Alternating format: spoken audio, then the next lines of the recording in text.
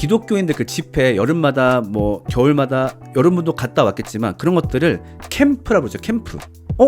이거를 왜 캠프라고 부를까요? 캠프의 어원이 바로 이 제2차 대각성 운동입니다. 마오연구소. 그러면 우린 도대체 어쩌다가 이런 집회식 문화에 빠지게 되었을까? 그 얘기를 한번 해봅시다. 그래서 오늘은 교회사에 대한 얘기를 조금 해볼게요.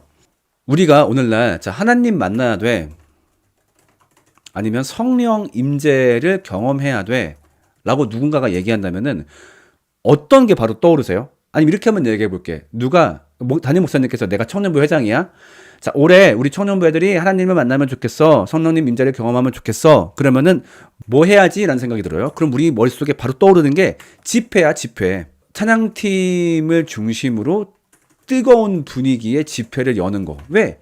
이게 반드시 있어야 돼. 이게 있어야 하나님을 만나고, 이게 있어야 성령님의 임재를 경험하지. 근데 생각해 보세요. 도대체 기독교의 역사 중에서 집회를 했던 게 몇 년이나 되었을까요? 한번 생각을 해보자고요. 처음에 예수님이 승천하시고 교회가 세워졌어. 자, 초기 공동체 대충 한 200년까지.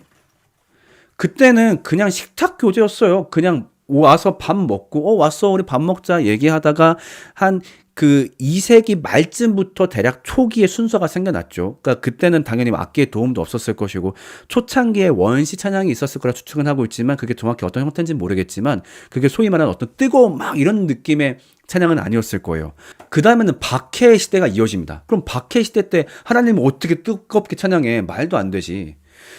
자, 그 다음에 그 중세 기독교로 넘어가죠. 이제 로마의 공인이 되면서. 언제부터 중세 기독교냐? 로마의 기독교가 공인되고서부터를 중세 교회라고 얘기하는데, 그때 이제 음악이 보통 로마의 황제 예식에 많이 음악을 썼다 보니까 이거를 교회에 들여놓은 것에 대해서 경계들이 좀 심했어요.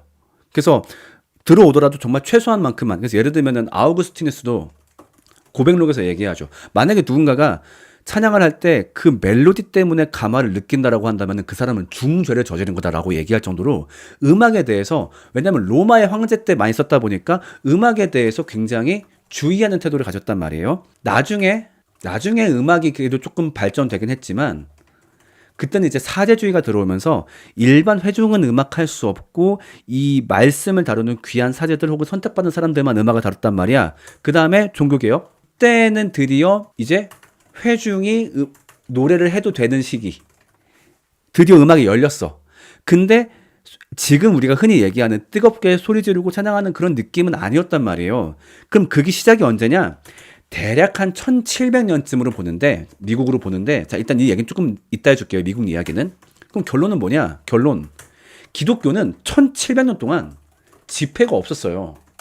이게 참 재밌지 않습니까? 우리가 지금은 마치 집회가 하나님을 만나고 성령 경험할 때 필수라고 생각하지만 우리는 1700년 동안 집회라는 게 없는 종교였어요.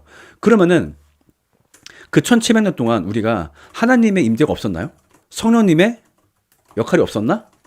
그렇지 않다는 거죠. 분명히 성령님의 성령님의 어떤 인도하심과 하나님의 임재가 분명히 있었고, 또 그 와중에 하나님을 만나는 사람들이 있었는데, 그러면은 원래 기독교의 방식은 무엇이었는가?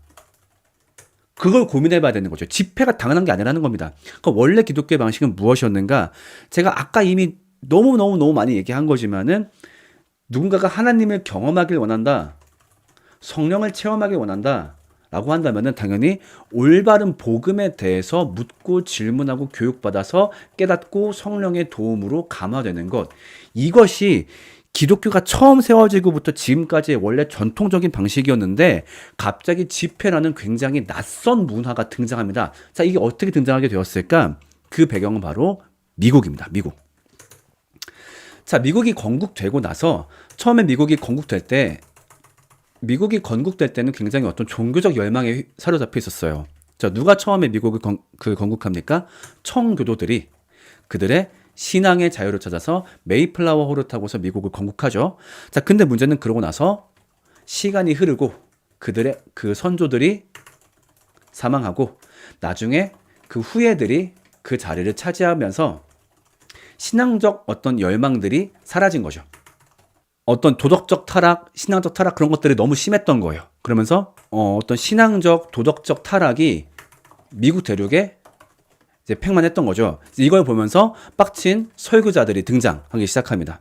몇 분을 얘기하자면은 테넌트 가문, 뭐 존 테넌트, 윌리엄 테넌트, 네네 길버트 테넌트, 그 다음에 너무 유명한 조나단 에드워즈, 이런 사람들이 등장해가지고 니들 그따구로 살면 안 된다 설교를 하기 시작한 거죠. 그러면서 우리가 흔히 알고 있는 미국의 제1차 대각성 운동이 벌어집니다. 그러니까 대각성 뭐야? 드디어 눈에 뜬 거야. 우리 막 양아치처럼 살았었거든. 그거 보니까 설교자들이 니네 그러다 죽어놈들아, 니네 그거 죄야, 빵빵빵 때리니까 사람들이 열광적인 반응을 하게 됩니다. 그러니까 열광적인 반응은 와 하는 반응이라기보다는 막 통곡하고 울고 하는 반응들이 있었던 거죠. 그러면서 이게 특징이 뭐냐면, 특징이 그전까지 어떤 종교 모임은 교회 안에서만 있었는데 이거는 교회 밖에서 막 진행이 됐던 거예요. 왜냐면은 기존에 그 설교자들이 기존에 교회 속해 있지 않고 순회 설교를 하기도 했었고, 그 다음에 이 옛날에 장로교에서, 미국 장로교에서 야외 성찬 문화가 있었거든요. 야외 성찬 문화. 야외 성찬을 하면서 동시에 설교를 하는 것도 있었기 때문에 자연스럽게 교회 바깥에서 하는 어떤 오늘날의, 그래서 오늘날의 어떤 그런 집회의 시점이 된 거죠. 막 그 교회 밖에서 하기도 했었고, 또 어떤 특징이 있었냐면은 이게 중요합니다. 사람들이 이전에 없었던 감정적 반응을 보이는 거예요. 그러니까 그 설교자들이 그 죄를 딱딱딱 꼬집고 막 때리니까 사람들이 막 울기 시작하는 거야. 막 울기 시작해. 이제 그걸 보고서 사람들의 반응에 갈린 거죠. 그래서 어떻게 갈렸냐? 그러니까 몇몇 이제 그 보수적인 신학자들은 저 감정 반응은 뭔가 이상한 거다 라고 보는 반응이 있었고, 근데 또 무슨 반응도 있었냐면은 약간 이상한 반응도 있었어. 이상한 반응. 그러니까 그 설교를 가서 자기 죄를 찝는 그 설교를 듣고서 딱딱딱 때리잖아. 그거를 듣고서 회개해서 눈물 나서 펑펑 울고 이건 괜찮은데, 점점 언젠가부터 그냥 별 얘기 안 했는데 막 떼굴떼굴 구르는 거야. 뭐지? 그또 어떤 애는 그냥 그런 이상한, 뭔가 이상한 행동을 하려고 막 애초에 와. 그래서 실제 그 기록을 보면은 갑자기 그 예배하는 도중에 갑자기 막 개처럼 짖어 왈왈왈왈 한다든가, 갑자기 막 땅을 파 이러면서 약간 좀 이상한 과잉 반응 이런 것도 같이 등장을 한 거죠. 그래가지고 어떻게 하냐면은 조나단 에드워즈가 이 중심을 딱 잡습니다. 조나단 에드워즈가 신앙 감정론이라는 책을 써요. 그래서 그거를 요약하자면 무엇이냐면은, 누군가가 올바른 복음으로 인해 감정적 반응을 보인다면 그것은 절대 뭐라 할 게 아니다. 왜? 성경에서도 정말 어떤 성령의 인도하심으로 혹은 올바른 복음에 대한 인지로 감정을 느끼는 경우가 많았으니까. 그런데 어떤 경우에는 그냥 감정적 과잉이 일어나면 그 자체로 성령을 체험했다 주장하는 경우가 있는데, 이것은 잘못됐다. 올바른 복음에 대한 인지가 없다면 그것은 그냥 감정적 행위일 뿐이다 라고 조나단 에드워즈가 정확하게 그 중심을 잡아줬어요. 그러니까 내가 하는 얘기가 이거랑 똑같은 거야. 그러니까 감정이 무조건 좋다 나쁘다 그 얘기를 하는 게 아니라, 올바른 복음적 인지가 없다라고 한다면 그건 잘못된 거다. 이미 300년 전에 조나단 형님이 하신 얘기예요. 자, 이렇게 그러면서 이렇게 제1차 대각성 운동이 마무리가 됩니다. 물론 조금 더 자세히 본다면 그 안에 좀 되게 안타까운 일도 많이 있었어요. 근데 뭐 이건 지금은 그걸 설명하는 게 주가 아니니까. 자, 근데 문제는 뭐냐면요, 제2차 대각성 운동에서 조금 문제가 되기 시작합니다. 자, 1차 대각성 운동이 마무리되고서 그 사이에 시간이 한 100년 정도 텀이 있었어요. 100년 텀이 또 흘러가니까 무슨 일이 그 사이에 발생했냐면은 또 이제 신앙적 해이가 또 발생하기도 했었고, 그 다음에 1차 대각성 운동은 미국 동부 쪽, 오른쪽 동부 쪽에서 활발했단 말이에요. 미국이 점점 서부로 확장해 나가면서 이제 서부에서는 또 다시 신앙을 처음 이제 가르쳐야 될 상황들이 온 거지. 그러면서 이제 아직 신앙으로 미성숙한 서부. 자, 그러면서 이 서부 쪽으로 나가는 어떤 기독교인들, 목사님들이 어떤 걸 생각했냐면은, 야, 우리 100년 전에 했던 거 그거 다시 한번 써보자. 그래가지고 제2차 대각성 운동이 시작이 된 거예요. 그러면서 여러분, 이때 굉장히 중요한 단어가 등장합니다. 여러분, 오늘날 기독교인들 그 집회, 여름마다 뭐 겨울마다 여러분도 갔다 왔겠지만 그런 것들을 캠프라고 부르죠. 캠프. 이거를 왜 캠프라고 부를까요? 캠프의 어원이 바로 이 제2차 대각성 운동입니다. 이때 왜냐면은 미국 서부 같은 경우는 아직 개척이 다 안 됐기 때문에 마을이 제대로 형성이 안 됐어. 막 집들만 겨우 지어놨단 말이야.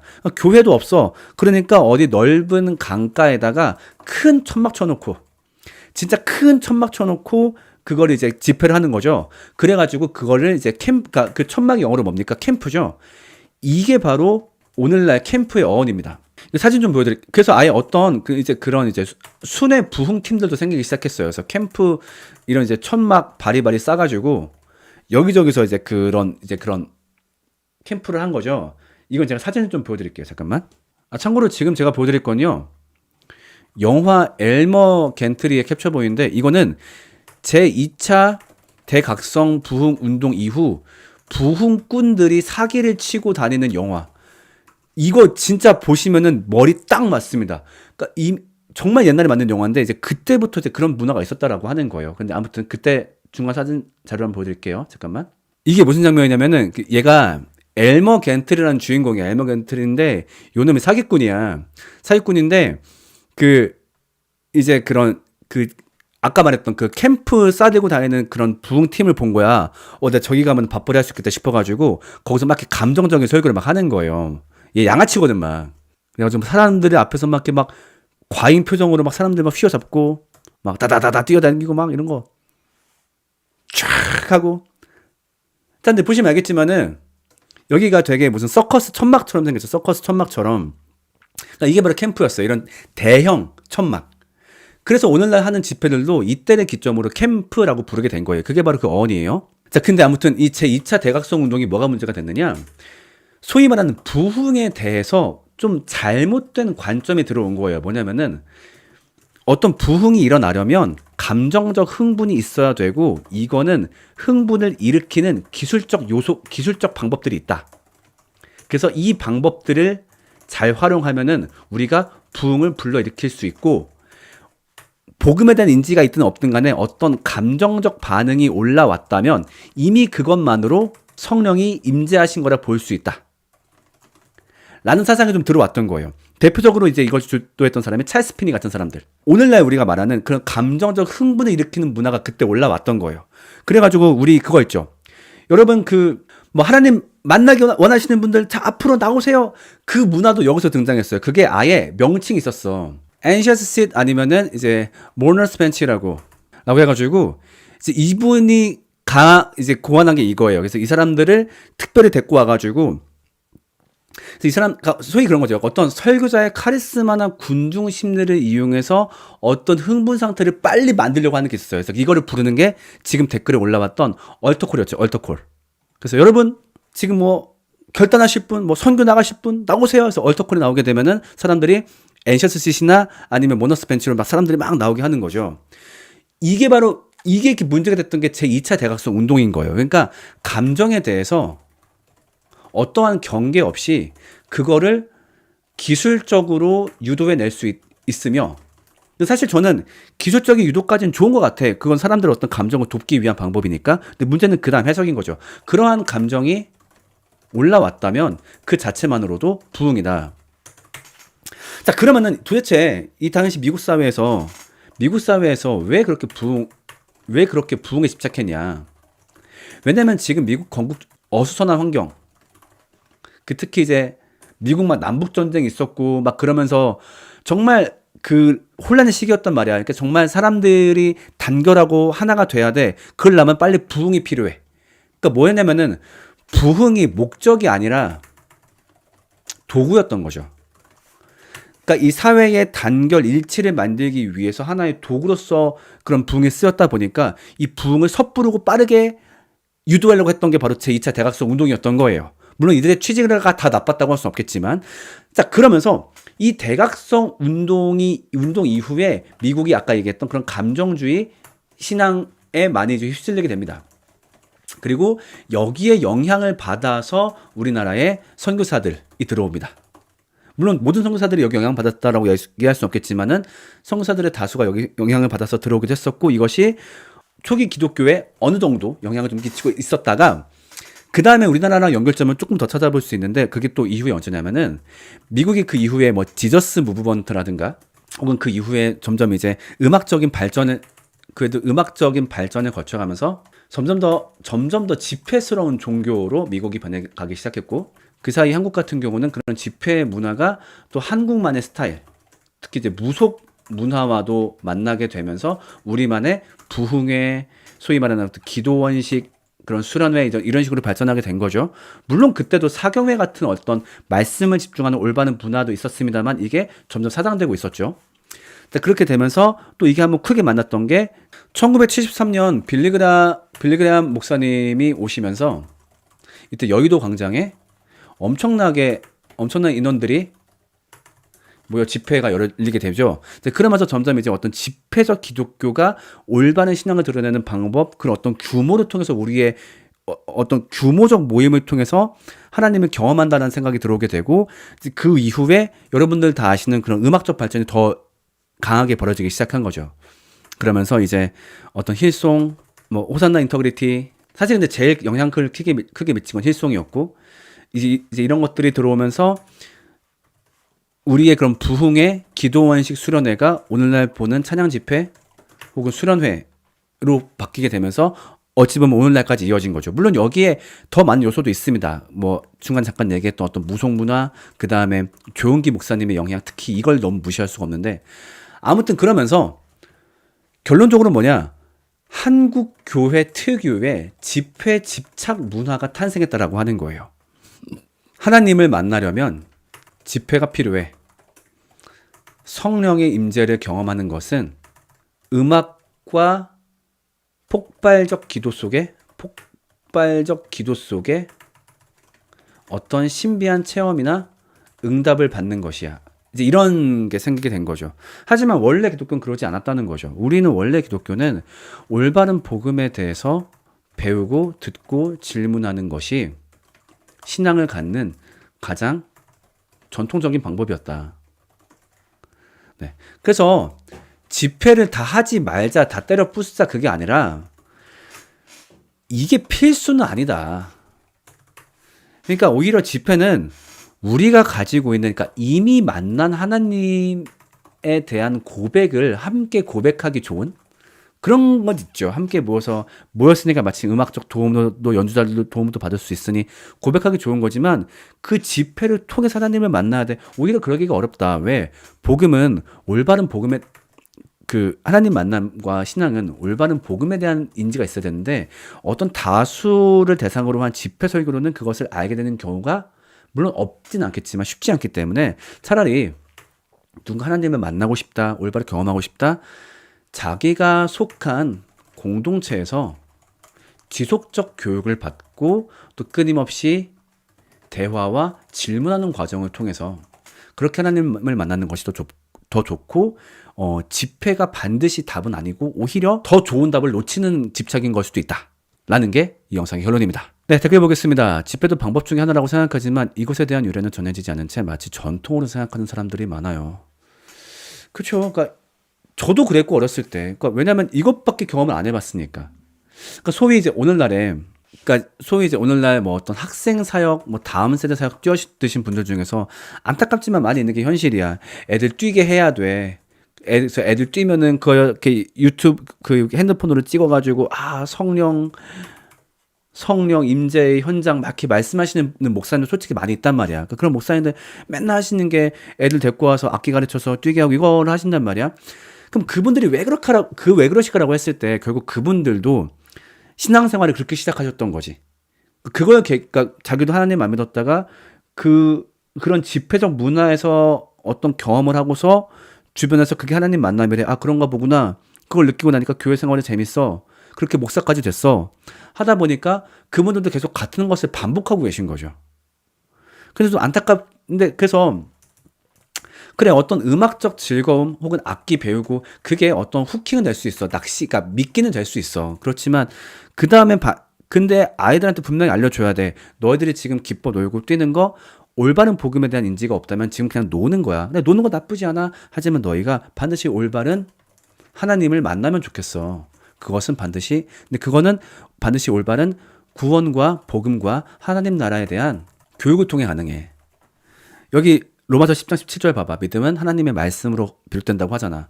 근데 정말 안타깝지만 이거 되게 소홀히 할 때가 많죠. 그냥 애들이 신 정도로 하나님만 인식하고 있으면 그거면 되지. 일단 뛰자. 애들 좋아하잖아. 너 하나님 살아계신 거 믿어 안 믿어? 믿어요. 됐어. 이게 너무 심하다는 거죠, 이게.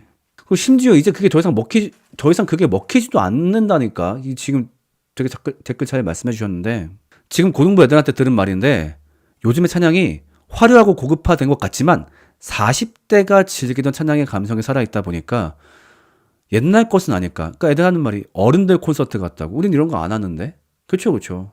그래서 정말로 애들이 의외로 가장 좋아하는 게 대화예요, 대화. 복음에 대해서 가르치고 애들 의견 묻고 질문 받고 이거 애들 진짜 좋아한다니까요. 그러니까 이게 내가 매번 느끼는 거지만 이번에도 어떤 교회가 느꼈지만은 설교하러 가면은 목사님도 항상 그 말씀하셔. 우리 애들은요 반응이 없어서 목사님 서운하실 거예요. 막상 가서 가르치고 대화하니까 애들 막 와글와글 목사님 저기서 삐져가지고 이러고 있고. 그게 아이들한테 어떻게 질문을 유도하고 어떻게 대화를 유도하고 어떻게 선명하게 가르치고 그 연습을 잘 했으면은 그거 되게 쉬워요. 그러니까 사실 솔직히 요새 안 그런 교회 어딨어. 요즘 중학생 애들 다 핸드폰 보고 다 이러고 있지. 근데 걔들한테도 분명히 그들의 필요를 자극할 수 있는 복음의 이야기가 있다니까요. 그리고 그걸 하면 되게 좋아해. 그리고 우리 애들은요 질문하라 그러면 질문을 안 해요. 한단 말이야. 그럼 질문 대부분 뻔해. 설교 끝났어. 얘들아 혹시 질문할 거 있니? 딱 봐도 질문하면 시간 길어지고 질문 안 하면 여기서 끝날 것 같은데. 그리고 애들 입장에서는 저 질문 있어요. 손 들었을 때 시선 몰리는 게 너무 무서운 거예요. 저는 어떻게 하냐면은 애들 질문할 수 있게 익명 카톡방 열어줘요. 익명 카톡방이고 1대1로만, 그러니까 나랑 1대1로 소통할 수 있어. 내가 걔가 누군지 알 방법이 없어. 질문 시작한다. 질문 쏟아져요. 그러니까 이런 어떤 방법적인 것에 대해서 그런 것들에 대해서 분명히 연구하고 찾아내면요. 여전히 복음은 가장 강력한 콘텐츠입니다. 근데 자꾸 애들 복음 안 들어. 일단 뛰게 해야죠. 뭐 해야죠. 맨날 나한테 솔직히 말해서 솔직히 내가 수련회 얘기하면 싫어하시는 분들 중에 너는 대안 있냐? 너는 하는 거 있냐? 죄송하지만 좀 잘난 척하는 것 같을지 모르겠는데요. 대안 있어요. 그걸 매번 증명하고 있어요. 그러니까 애들이 찬양 없어도 밤새 복음에 대해서 얘기하고 싶어하고 질문하고 싶어하고 토론하고 싶어해요. 네. 그러니까 그럼 우리가 이걸 왜 못했을까요? 이거 연구할 시간에 악기 만졌잖아요. 이거 연습할 시간에 합주했잖아요. 그러니까 지금 악기 연주 너무 잘하지. 애들 띄울 수 있는 음악, 띄울 수 있는 빌드업 너무너무 잘하지. 그러니까 정말 복음의 시간을 쏟아보자는 거예요. 어떻게 해야 아이들이 질문할까? 어떻게 해야 아이들이 조금 더 마음을 열까? 어떤 이야기를 해야 복음의 마음을 열까? 저도 그런 어떤 시행착오를 수년간 거쳐서 지금 어떤 뭔가를 하고 있는 거다 보니까 근데 문제는 지금 그 시간들을 투자를 안 해요. 근데 너무 외적인 거 투자를 많이 한다는 거죠. 진짜 악기 배우는데 악기 배우고 사고 가르치는데 돈 이빠이 쓰고 합주하는 데만 시간 이빠이 쓰고 하다 보니까. 마우 연구소. 또 흥분하지 않으려고 했었는데 이 얘기만 나오면 흥분도 못 참아 그냥.